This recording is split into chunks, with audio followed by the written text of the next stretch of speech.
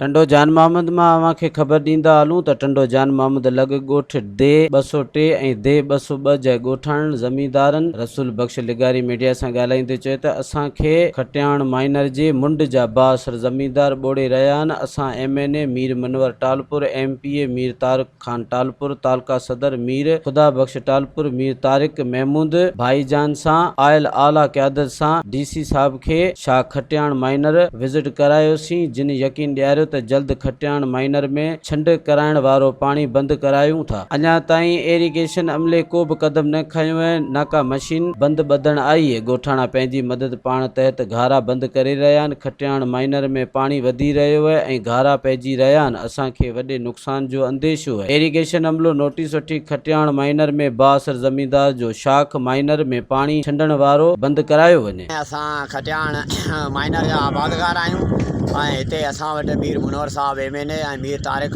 खान टालपुर साहब आया। उनखां पोइ DC साहब ऐं उनखां पोइ DC साहब खे जॾहिं मीर मुनवर साहब चयो त बाबा हीउ जेको खटियाण शाख आहे हिन ते जेको बासर माण्हुनि जा जेके पाणी आहिनि उन्हनि जो बंदि करायो ऐं उनखां पोइ हीअ जेके घारा पवनि पिया उनजे लाइ जॾहिं DC साहब असांजे AC साहब खे चयो त AC साहब चयो त बाबा LBOD वारनि खे चवां थो त हू तव्हांखे खाटी वारी मशीन ॾींदा। असां उन्हनि जे पुठियां हली हली थकी पियासीं। फर्ज़ कर अचण जे लाइ तयारु कोन्हे ऐं उनखां पोइ हीअ राति खां वठी असांजा जेके हारी आहिनि नारी आहिनि पाड़े वारा खातेदार आहिनि ज़मींदार आहिनि उन्हनि पंहिंजी कोशिशि करे पंहिंजे घरां वड़ां माना कटा हारी बारदानो सभु इहो ख़र्चु करे ऐं अञा बि असांखे ॿुॾण जो डपु लॻो पियो आहे। असांजा फसल तबाह थी विया आहिनि। असांजे घरनि में पाणी बीठो आहे। असांजो माल मथां मरण लॻो आहे। असांजे इलाइक़े ते 203 ऐं 202 जा जेके घर पट ढही विया आहिनि पट थी विया आहिनि। असां हाणे पुरअमन तरीक़े सां अपील था करियूं वरी बि मीर मुनवर साहब खे ऐं मीर तारिक अली खान टालपुर साहब खे असांजे DC साहब खे हिन खटियाण जे मसइले खे खणी ऐं खटियाण जो जेको नेकाल आहे असल जेको सरकारी नक्शे मुताबिक़ इनखे बहाल करे असां ऐं असांजी दे 203 ऐं 202 जी आवाम तालको जुॾो ऐं इन जी आवाम खे बचायो वञे।